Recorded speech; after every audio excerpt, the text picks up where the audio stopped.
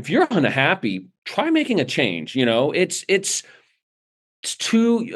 too short to be in a job where you're just miserable and you're dreading going to work, and then the people around you are unhappy. And it's just, we've got options out there as physicians. A Yeah. lot of professions can't say that, especially now with telemedicine. And then with just, there is a whole door of options are out there if you go looking for them. Welcome to Finance for Physicians, the show where we help physicians like you use money as a tool to live a great life. I'm your host, Daniel Wren, and I've spent the last decade advising physicians on their personal finances, with the mission to help them understand that taking control of their finances now means creating a future where they can practice medicine where, when, and how long they want to. Ben, how's it going, buddy? I am doing great, Daniel. Thanks for having me on your podcast. Yeah, we were just catching up, and I think we have a lot of good stuff to talk about. Ben has a little bit of a unique experience. He kind of went through some of the, I think, early career challenges in medicine. Maybe you call it burnout or frustrations with the career or whatnot. But I think what's super unique about his story and experience is he did some like really big things to change it, which I think were super unique. And they provided solid solutions, seemed to work out really well. So I would love to minimum kind of talk through that. And I think people listening will gain a lot of, motivation and confidence, to kind of, because a lot of people, we talk to physicians all day long, and there's a lot of people struggling with that. Call it work-life balance, call it burnout, whatever you want to call it. There's a lot of names for it, but just frustrations with medicine. So maybe before we get into that, if you could kind of tell us a little bit about you personally, professionally, and kind of where you're at. Sure. Yeah. So, let's see. Graduated in med school 2008. Did a 4-year ER residency. So, let's see. I'm like 12, 13 years out of training. I'm a little unique. I did a military scholarship with the Air Force, so I spent 4 years in the Air Force, and there's a lot of financial discussions about that and stuff. But basically, they paid for my school, and overall, it was a good decision for me. But then I got out of the military, and I've been, working private practice since. I'm a Midwestern guy, born and raised, and got 3 kids, and Kansas, just right? doing. Excuse me. Kansas, right? Yeah, Kansas. I'm a University of Kansas guy. Jayhawks, if there's any out there, go Jayhawks. Go Chiefs, also Super Oh Bowl's yeah, coming. So yeah, big Chiefs fan. So, but nice. yeah, and I think I'm very much a typical doc for most people. Just out in the grind. Raising a family, and working and trying to balance all that and the frustrations that can come along with that, and the successes. But unfortunately, a lot of frustration sometimes. Yeah. So when do you think? So you transitioned into practice. You had the military buyback or whatever they call it, where you do the years of service there, right? And then did you transition into a private practice or academic? What kind of No, setup? I'm private practice. I'm not Okay. academic. Yeah, they call it the Health Profession Scholarship. It's actually a really good deal if anyone's interested. And I always tell people, the first thing is don't do it for the money. Don't do it for do it if you're interested in serving your country. And Don't do for anything me, solely for the money. yeah, exactly. Well, when you're younger in your career, I mean, that's something we could talk about, right? Yeah. Sometimes you make decisions based on money, and as you get older, you realize, oh, wow. But yeah, for me, it was one of these things where I'd gotten into medical school and I started getting stuff in the mail saying, "Hey, we'll pay for your school, we'll do all this," and I was like, "Wow, this is a good deal." So I ended up signing up, and Hmm. yeah, it was a good experience. I mean, I definitely had some frustrations along the way with certain things, but overall, yeah, they paid for my med school. I owed them 4 years, and while I was active duty, I was doing a lot of moonlighting, and I was doing a lot of private practice stuff. And then I actually, where I'm at now, I started moonlighting here, and then as I got out of the military, transitioned to the same hospital that I'm at. So Hmm. yeah, which isn't bad. And so when you transitioned your private practice gig, or maybe even before that, Um, well, my experience is there's the residency lifestyle and then the in practice lifestyle, and it's typically different because income's Yeah. dramatically different. So some rare people seem to somehow continue to live like residents, and that's a different circumstance. But most people seem to have a pretty big lifestyle transition as they go into practice. And I know you had no debt. That's a big deal too. Huge deal. Hmm. No student loan debt. Yeah. But like, what was the transition into making physician money like Yeah. for you guys? Did you have that lifestyle creep? What was the setup? Well, I hear what you're saying, and so many of my colleagues they do that, right? Because they're making, a little bit above minimum wage while we're in residency and this delayed kind of gratification, and then we get out and we know we signed that contract, and yeah, what do? We buy a house, we buy cars, and all of a sudden our costs skyrocket. So I know that's pretty typical for docs, and but for me, since I did the military, so I transitioned into the military, and I got paid well, but it wasn't like I was making what I would on the private sector. So it was kind of a forced 4 years of living like a resident, Yeah. and so my lifestyle didn't dramatically increase like a lot of docs because my income, increased, but not like it did like now. So it was kind of a forced, slow rise in my spending. That helped me, thank goodness, and helped kind of smooth that out so I didn't have that huge jump in lifestyle, inflation. Yeah. And so at what point in the progression did you start to feel frustrations with the career? Like was that Yeah. just kind of a slow progression? Yeah, it was a bit of a slow progression. I call it burnout. I mean, I know there's different words Well, for it, we'll but stick to that one. We'll call it that's burnout. what I like to call it because I was burnout. I mean, you read about all of the, the telltale signs of burnout, and I was exhibiting those. But yeah, for me, it kind of started, I think, initially because you get out of residency, and residency's unique, right? You're a bunch of people in the same situation. Mm, And it's kind of like I like to use the word like kind of a band of brothers, kind of like you're a band of sisters. You're in this difficult situation. You move through together. You get very close with these people, and you have yeah. outlets, right? You're in the same situation. You can vent to each other about attendings or certain calls or schedules, whatever it is. You go out and have fun. You go out and have drinks, and it's just like good group of people, and then you're all in the same kind of income bracket, which and then you get out, and I feel like you're kind of isolated. And a lot of us experience. I know I did. I was like, this is not what I thought it was going to be.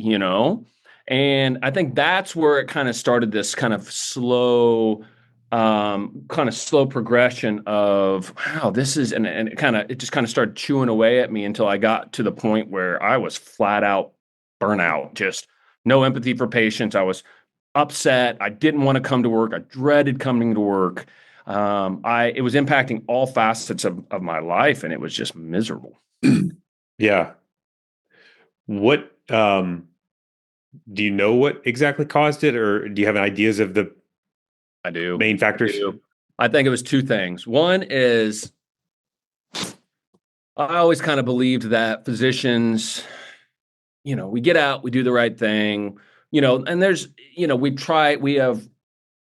we're altruistic, we're trying to do the right thing. And I just had a lot of experiences where you realize that that's not the case, whether dealing with nurses or administrators or other clinicians. And I just kind of got beat down with this because it's like, wow, I thought, kind of this, I guess, and maybe I was a little naive. I don't know, but I always thought, oh, I'd be able to get out and practice the way I want, and it's gonna, we're gonna be able to, I'm gonna do this the right way and do things how I envisioned it, and then you realize there's all these other factors playing in, and it's not that simple to just do the right thing every time, and because maybe it's an insurance issue, or maybe the call schedule isn't, there's I want to do something but we don't have someone on call, so I can't do that, and now have to transfer them. And there's just so many different factors. So and that's where I felt like I sort of started getting beat down by the system Mhm. and all the different facets of that. And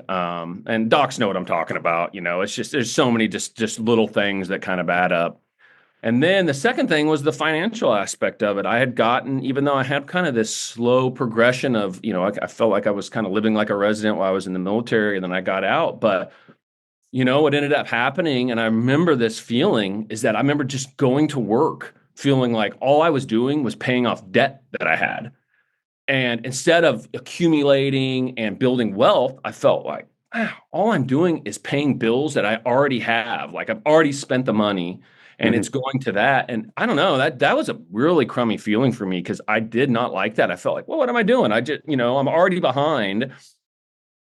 Um, and it kind of all contributed to this really nasty burnout where I just, man, it was Yeah. miserable. Well, the second part is like the finances are a lot of times the escape valve or the can help be the tool to get you out of things. But if you feel like you're relying on the paycheck and all you're doing is just status quo, Yeah, that like kills all the hope. And it's it like, does. what's the point of all this? Like, I'm out of here. Like this is Exactly. like I'm done. And then Yeah. but then you're like, but I can't be done, which is like slavery. Exactly. That is I've never thought of it that way, but well put. I lost hope. I was like, what am I doing? And then I was tied to this job. And then when you're tied to something, it just turns miserable. And I saw this actually. I talk a lot about the golden handcuffs with certain jobs, which I saw it in the military where I would see these people that they were miserable. They've been in the military, you do 20 years, you can retire with benefits. And in the military, I'd see these people, they'd be in for 10 years and you would hear them, they'd just say, oh, 10 more years, 10 more years till I can get out. And I remember thinking, one, this person was miserable and they were vocal Mm, about it. They didn't like their job. And mm. two, 10 years is a long, long Yeah. time. And you're going to be miserable in your life for 10 years. And so I had an eye opener thinking, man, I mean, the golden handcuffs are real, man. And they can be just, they can drag you down if you aren't careful. So Yeah, and not only that, you got the slavery golden handcuffs thing going on, but also in a job you feel like you're not able to do the right thing, or at yeah, least what you thought was going to be the right thing for patients, which is Ex- like yeah. just compounds it even further. Exactly. I think it was those two things where it just made me I don't know, it just was a cumulative thing where it just took its toll on me. And you don't Was realize it all at once, right? And yeah, now I go back and I'm like, wow, I was totally burnt out. And I feel like I can see it in other docs in the hospital. You can feel it from people when they're I just know kind of it like downtrodden. bleeds out. I mean, it's Yeah. very Oh yeah. yeah. What did Um anybody like call you out on it? so I was having some problems. My medical director was great, very supportive. I was having problems because I was getting patient complaints Oh because I yeah. just had no empathy. Every person was I lacked that empathy and I was kind of miserable to be around at work. And finally, my medical director was great. He basically said, "Listen, we've got a problem. I see. I support you, but you gotta change this." And let me basically have the space to figure it out. And he had to come back to me again. It wasn't just one time. He had to come back to me Yeah. again. But he stood by me, and I always appreciate that because my medical director is a doc, and he's a little older than me, and he understands that what us docs go through, and he gave me support and allowed me the space to figure it out. But he also said, "Listen, if you don't do this, I can't keep sticking my neck out for you. You're gonna have to, I'm gonna have to. Well, I think he called it charm school. I'm gonna have to send you off to charm school, or you're gonna get reprimanded. But yeah, and that's when I really realized I had to dig deep and kind of figure some of it out. Yeah. So what'd you do? Well, a couple of things. So one is um I kind of had to come to grips with the reality of the situation, which is that medicine is a lot of out of our hands as physicians anymore. A lot of it is, we're a cog in the wheel, and we're well paid cogs in the wheel, but still we don't get to make a lot of these decisions. And the patients nowadays really control so much, patient satisfaction and then all these metrics. And I kind of had to realize, and I say this in a good way, but I kind of had to realize how to play the game. you know, I had to play the game. It wasn't just about seeing someone and solving my problem. It was about taking care of what they need, what they had in their brain, what I needed to address from their standpoint, not just from my standpoint. And that took a whole different kind of approach for me. And it's hard sometimes with people that aren't clinicians to understand, because you go through medical school, you learn diseases, you're here to kind of like solve problems and stomp out diseases, but you realize that a lot of people, what they're there for is they they want um, they want someone that will kind of address their issues. And maybe from our standpoint, we're not worried about them as clinicians, but from their standpoint, they are.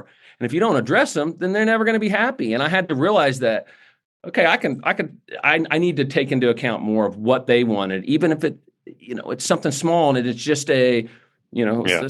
something. But anyways, when I came to that realization, I kind of quote unquote learned how to kind of play the game. And it was like, oh man, it just kind of, it's like the veil was lifted over me. And I was like, ah, okay, that's what this is. So Yeah. Um, were there other things besides that? So new yeah, there approach to were. working with patients. Yeah. So there were a few other things. Sorry, I got focused on that, but I also realized I had to find a little better balance in my life. And so one of those is, Hours wise, or what was that? was that when you say balance, do you mean hours wise or like Yes. Yeah. It, attention? it, it was hours. It was a few things. So one, I realized that part of my problem was that I was spending too much time in the ER. I'm an ER doctor. So I realized that so I kept working in the ER, but I found a job that was in a clinic doing some workers' comp stuff. And it was just a nice change of pace. So it allowed me a little balance because the way I describe it is, in the ER, if my stress level's an 8, I found this job in the clinic where I was doing workers' comp stuff and a lot of insurance stuff, and my stress level's a 2, and so it allowed me this balance of two different kind of things where now I kind of look forward to going back to the ER because it's like, oh, it's kind of something different. It kind of brought back some of the joy of Mhm. practicing medicine. So that was one thing, and then the other thing is I decided to pick up and go do some traveling for a year. I basically decided, man, I'm not getting any younger. Life's short. Had a few, YOLO. huh? YOLO. Exactly, You only live right? once. I know, and I kind of, it's such a cliche, Yeah. but that's really what happened is my wife and I were sitting there going, man, what are we doing? Like, we're let's go on a little adventure. It was just post COVID, and so we basically found a way to kind of go travel overseas. Took our kids with us, did some world schooling, and we did a bunch of traveling for over a year. And it was and not everyone can go to that extreme, but for me, it was fantastic because it really helped me to get a different experience and perspective on things, and yeah, it's been one of the best decisions I ever made. Yeah. So the balance thing, I'm curious about the balance thing. Did you reduce the number of shifts you were taking in the ER? I did. Did you reduce the total number of hours worked in all your physician? Because I know you're doing the Yeah. other side job, but Yeah. So I total did. hours Yeah. down. Yeah. So everything I realized I'm just gonna and a part of that was a mentality for me. I had this something kind of clicked. I was always oh, I'm gonna, I'm 65, I'm gonna retire, right? I'm gonna hit the finish line and be like, oh, I'm done. And I kind of had this realization, and I said, what's the rush here? Why do I need to burn myself out working so many hours a week, a month? And I said, man, what if I maintain my health and my joy for what I'm doing?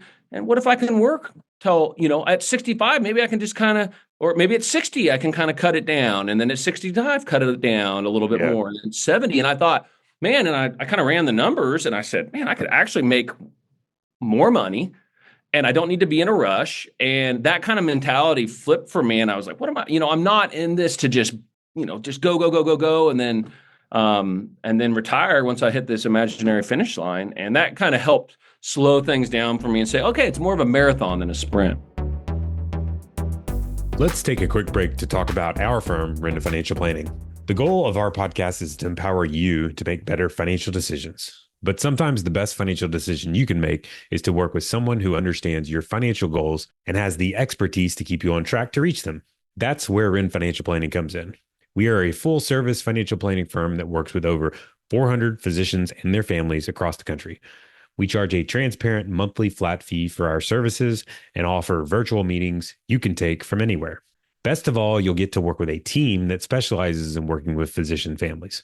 So whether you're starting out and wondering how you'll balance your student loan payments and saving for a home, or you are an established physician trying to figure out how to pay for your kids' college and how much you need to save to reach financial freedom, we can help.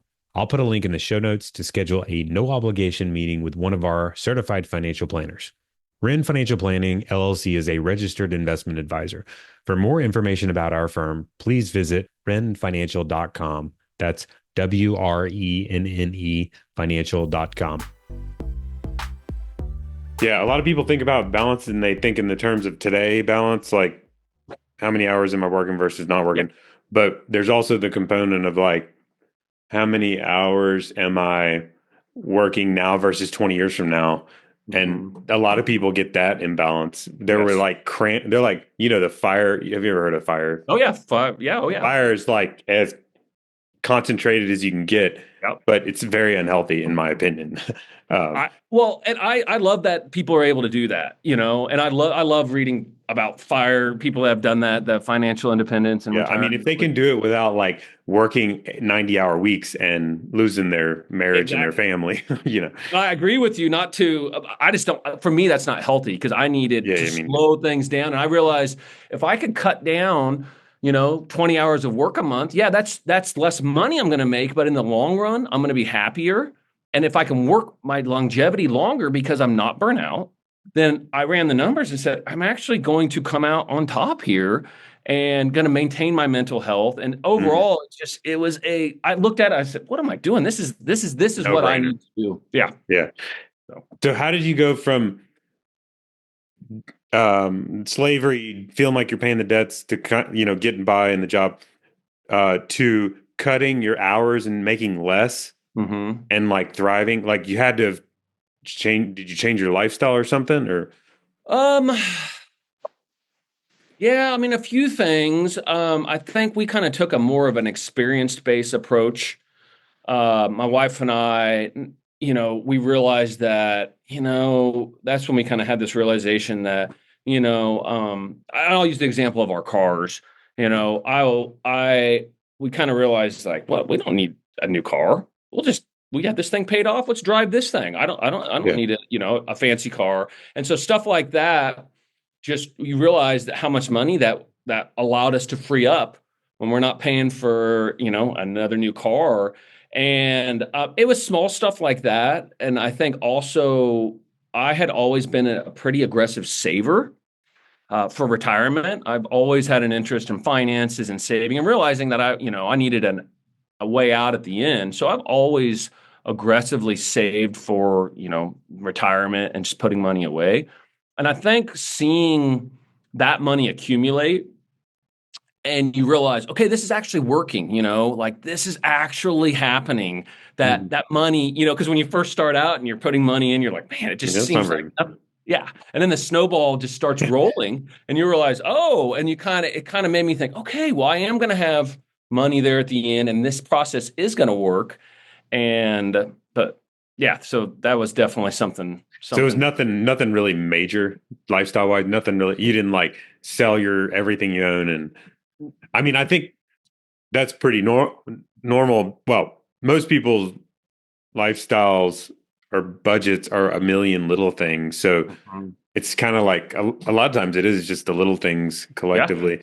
And then everybody's situation is different too. So when you're saving a lot, like that's one thing why I would advocate for savings, aside from just the retirement benefits of savings and stuff like that, like just having margin in your income is huge leverage for when the job starts to suck. Because if you're used to spending 50% of your income, you can be like, take a pay cut. No big deal. Exactly. But if you're spending 90%, you got no options. Well said. Well said. And that was kind of my philosophy because I'd always been I had never, and I'd never done Kaiser. I didn't, my military time was short. I wasn't tied into any type of, retirement plan that I couldn't take with me. It was always money that was mine. in my retirement plan through 401ks and Roth IRAs and All the HS, all the traditional stuff. It was nothing.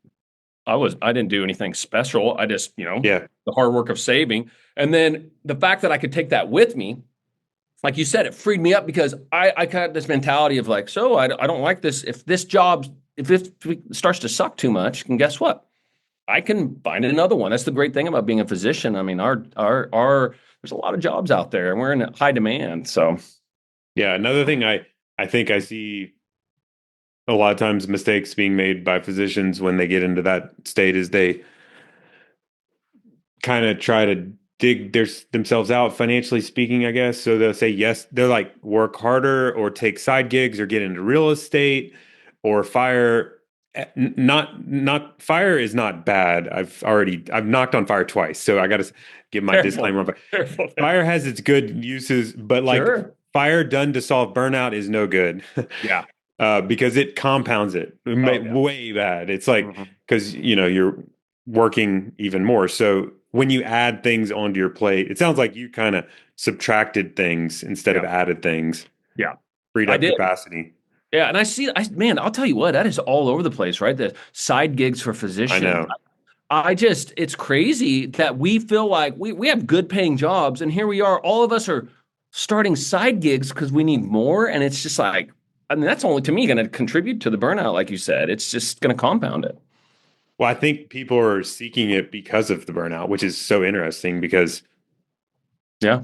it's They need something different. well, it's like a escape valve. It's like if I Yep. can get a side income that's large enough, I can then reduce but it's hard to once you say yes to something, it's hard to then you got to say no at the same time. You can't Yep. just say yes and then I'll figure it out later. That's the Yeah. key.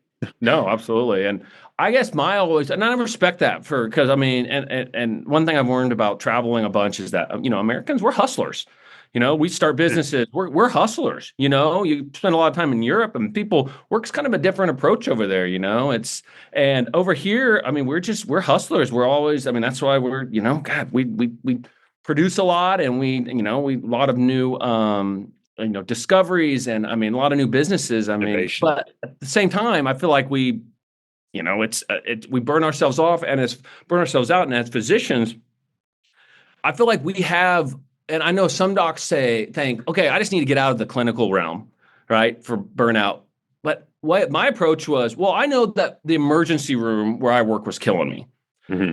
And so I was able to leverage my medical license and my ability to practice medicine and find something that is still within the medical world, still pays me very well, but it was different and it scratched that itch of getting something different but I still was able to, in the medical world and I did, You didn't have I to felt go like start a real estate business or something I, like that. exactly, which, yeah, I mean, I applaud people that do that, but gosh, it's like, It's a why don't, huge yeah, it's a huge step. And then you're going and having to learn all about real estate and then you're studying for stuff. And why not? I tell docs why don't you find something new? I mean, there's so many other side gigs out there that you can find, whether it's, do mm, something like workers' comp or insurance stuff. Or I know a lot of people are, just going in a little different. There's just a lot of stuff within the medical world that doesn't take a drastic step and add a lot more on your plate. So, yeah. And so y'all traveled a bunch for mhm. a year or so Yeah, and yeah, yeah. A little over but a year. you still maintained your deal. Yeah. So basically, what I did was, yeah, we just needed to change. For a variety of reasons, and we basically what I was able to do was cut and again, further cut back on my clinical shifts, but I was able to kind of work it so that I could consolidate them. And we were able to do is then go travel and took the kids. We kind of did we call it world schooling. And so basically took them all over, I mean, all over the world, but we kind of focused in Europe where it's just, it's so easy to travel over there and Hmm. cheap to travel. But yeah, and then what I would do, I maintain my practice back here by coming back and I would work a chunk, a big chunk for several weeks. And then, I was kind of doing that. And I was spending probably, 25% of my time working, but 75% of my time traveling and with my family. And yeah, it had its own struggles, but to be quite honest, it was fantastic. It was well worth it, and yeah, it definitely helped me out a ton and changed my life, my family's lives, my kids, their perspective on things. I mean, we've only grown from it. Yeah, I would say that's a, a very good cure to burnout. If all else fails, like go on a pretty sweet trip and Yeah. um, reduce the amount of work you're doing. That seems to I be a good totally solution. agree. And it doesn't have to be, it doesn't have to be like, traveling overseas, world schooling your kids. I mean, some people it's just giving back. It's, take some time off and go do a medical mission, take some time Yeah, off and can go surfing for a month. I yeah, mean, it's do just something. whatever it is, get away from the clinical realm. And I think it helps put things in perspective. Right, right.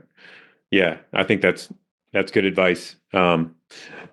Any other suggestions? If someone, I'm sure some people are listening and they're kind of in that.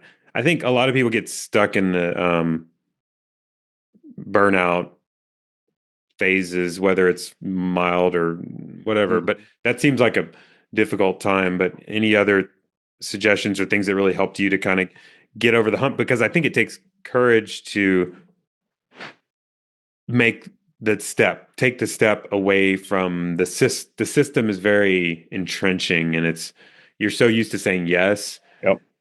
all through and doing the right thing and getting an A plus on everything, and then all of a sudden you got to be like, I'm out, Hmm. which is hard. I'm sure. But any other suggestions or pieces of advice you would give somebody that's Um, I mean, I always use me. I've got a family member who's a radiologist, and he was in a private group and worked for 20 something years, just grinding it out, right? And he finally, and the kind of the pandemic helped him. He finally, a lot of the radiology stuff went online, and he finally said, "You know what? I'm done." He was kind of the senior man in the group, and he basically said, "I'm going to completely flip this around. I'm just going to do telemedicine." I'm going to work for a telemedicine group from home.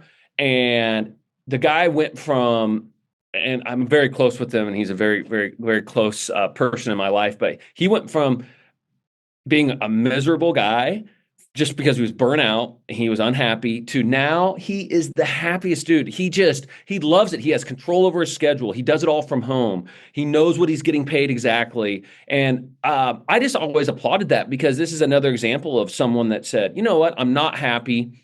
I'm going to make a change. And you've got to go out on a limb sometimes, and you don't know if it's going to work out. But, I think and so my advice to docs is it's nothing in particular. It's just if you're unhappy, try making a change. Life's too short to be in a job where you're just miserable and you're dreading going to work, and then the people around you are unhappy. And it's just we've got options out there as physicians. A yeah, lot of professions can't say that, especially now with telemedicine. And then with just there is a whole door of options are out there if you go looking for them. right. And you might have to take a drop in pay. You might have to modify your lifestyle a little bit. But I'll tell you what, on the flip side, man, life is just so much better when you're not just miserable every day going into work. Yeah, it's not worth it. I mean, doesn't matter how much money they're paying you. Well, that's the thing, right? Doesn't matter. I mean, it doesn't matter if you're making $1 million. Like if you're miserable, what good does What's the that do? point? Yeah, Yeah, exactly. zero. Yeah. Yeah. And so now you're working with a buddy of ours. That's kind of how we got connected. Contract Diagnostics is one of our, we'll say partners, but Yeah. John, a buddy of mine, has a firm that does contract reviews. And some of you listening, you probably heard, we've had John on the podcast several times, Mhm. but you're working with John now at Contract Diagnostics. Maybe we could talk a little bit about that role. That's kind of a Sure. new shift. That's not, well, I guess that does tie into medicine, but not exactly. Well, yeah, it's kind of interesting. Again, this role is me trying to find something else that helps balance things out so I'm not overloaded on the clinical aspect of it, right? I'm still getting to utilize my experience as a physician, but I'm doing something else, which to me helps again with my burnout and keeping me out of burnout because it's something else to do. And yeah, basically with John Apino, he basically started, I think about the same time you started your firm. Yeah, I think so. Yeah, basically he started this company and basically specializes in review of physician contracts. And John and I met through a friend, and we actually didn't talk business at all the first few times I got together with him. We just had struck up a friendship, and he finally was like, "Hey, I mean, I'd love to get you somehow working with us," and so it kind of evolved into this kind of role of where I'm kind of passionate about it now. I've found this passion because us physicians, you're in residency, and I remember my attendings would say, "Oh, have a lawyer look at your contract, right? Have a lawyer look at someone needs to look at your contract, a lawyer." And I never did. And none of us ever would because, for a variety of reasons, and we all know as physicians why. One, it's not easy, it's extra work. Two, you're like, it's a contract. Like, what wiggle room do we have? And so I just kept, doing that. And in regards to just signing the contract, I would review it and, but didn't really know what I was doing. And then I had a couple experiences. One is I hired a buddy of mine had a family member that was a lawyer, so I paid him $300 to review my contract, and all he said was, "Oh, it's a pretty standard contract, no feedback, nothing." And I was like, "Okay, well, that was not money well spent," and I was just kind of appalled. I was trying to do the right thing, and then it kind of made me realize, okay, yeah, I mean, not all lawyers are the same, right? And so John and I got involved, and I said, "This is amazing. Where have you been all my life, John? I could have been having you. I mean, he makes it so easy."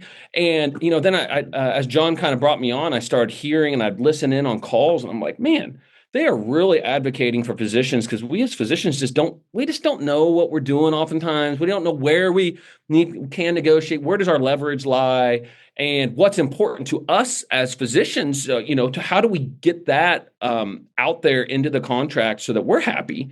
And yeah, John, it's great. He and his team, man, it's amazing what they do to help cover physicians to make sure you've got the right malpractice insurance, the Hmm. correct benefits, the termination clauses, non-competes are a common thing. But then also he always says, every story is important, so your story is important and it matters because what's important to you. And it's amazing how you can leverage an extra day to do if you have a passion for education or podcast or something. I mean, it's just amazing what's out there and how they can help negotiate. And I really feel like this in the long run, and plus more money. I mean, he knows they have their own database and they keep track of, fair market value for clinicians and states and location specific according to specialties. And I mean, he has number of stories of docs like getting more pay, significantly more pay for less hours. And it's like, why is Yeah, everyone it doing happens. this? It's a no brainer. It happens a lot. We Yeah. we see it, and it's shocking. I mean, it's not. It is, but it's not. I mean, when you think about it, the big giant hospital systems, and you know how they are, and then you know how some physicians of different personality types, especially like maybe the nicer types, that Mhm. I mean, that's just a recipe for getting taken advantage of. And I hesitate to use that word, but that's what it is. You're taking advantage of it's not because they are looking, you just don't know what to negotiate. Yeah. As a clinician, you don't know where your strength is, where your leverage is. And John and his team know exactly that. And I mean, it's just to me, it's a no-brainer. They made it so easy now. And I just my thing is to get out there and advocate for all clinicians. Any contract you sign, have it reviewed by a contract specialist. And it's amazing how what they can negotiate for you. And I mean, so many stories of doctors getting six figures more and working, 5+ days less a Yeah. month because I mean, it's just these stories are out there and they're common. So I feel like for docs that are on the verge of burnout or they're there, one of the first things you should do is reach out and get your contract looked at and try to renegotiate it because, hey, maybe making 100 grand more and working, you know, less days of call a month is what you need to not be burnt out anymore. So, Yeah, because they're gonna the way that their service works, they're gonna ask you the questions about like how is life, yep, and you're gonna say it sucks right now, and they're gonna be yep, like you're burning out, so let's try to get you less instead of status quo, exactly. and try to get you more for the dollar or for the Yep. hour. Yeah, yeah. Yeah, no, yeah. I feel like one of my things is before you start a side gig, I tell this to all docs before you start a side gig, have your contract renegotiated because that might be all you need rather than having a side gig that's making you 25, 50 grand more a year. Go see if you can renegotiate your contract and get that 25 or 50 grand paid more just by renegotiating your contract and less days. So start there first. And then if you're still unhappy and you need, other outlets, then go start a side gig. Great. But start with looking at your contract. Main gig. Let's focus on the Which is, let's be honest, that's our bread and butter. I remember having that mentality, like this is our bread and butter, right? We make good money doing this. Like, let's yeah. focus on that. Let's try to maximize what we're making before we start getting into these complex side gigs. Yep. I'm completely with you.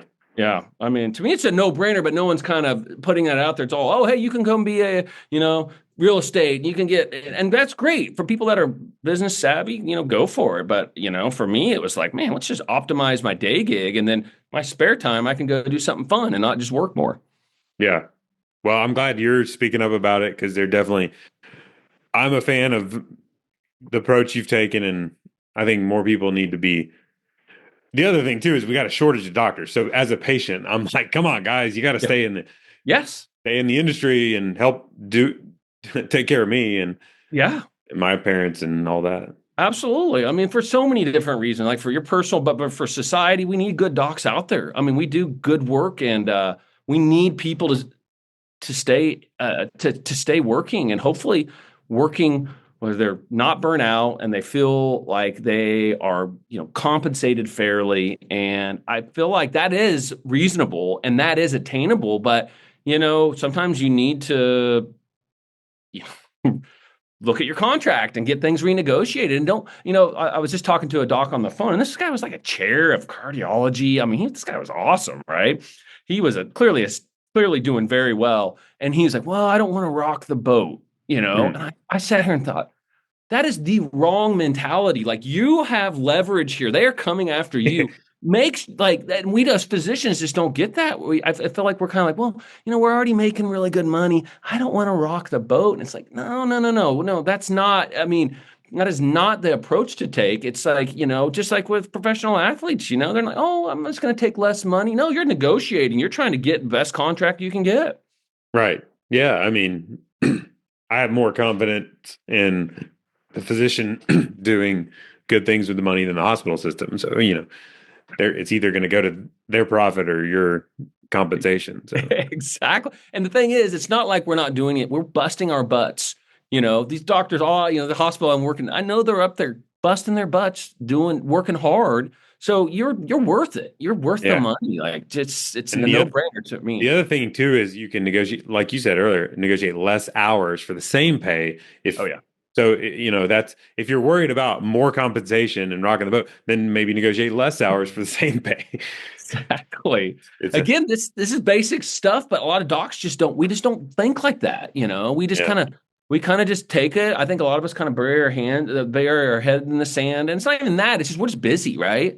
right. And I know John talks a lot about how, and I've experienced this, you sign a contract and it's been 5 years.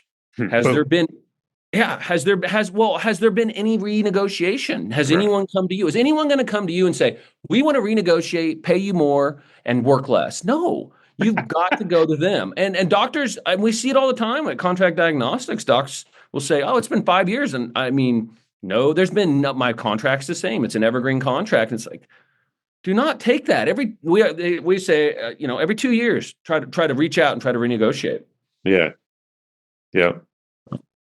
Awesome. Well, I appreciate you coming on. Yeah. Keep up the good work. and hopefully we'll have to catch up again soon and see how things are going. With Contract Diagnostics is a great company, so I'm glad to hear you're working with them. So I'm sure that'll be a good thing Yeah, for you. it's been fun. I like connecting with docs, and I think now I have enough experience where I get to kind of I can kind of lean on that and say, yeah, I wish I would have done that. Here's one of the things I wish I would have done and I didn't do. And so, yeah, it's kind of been nice and just advocating for physicians and you as well. I mean, thank you for, focusing on docs and understanding what they need to help them, be successful and be able to actually retire. And I mean, what you're doing is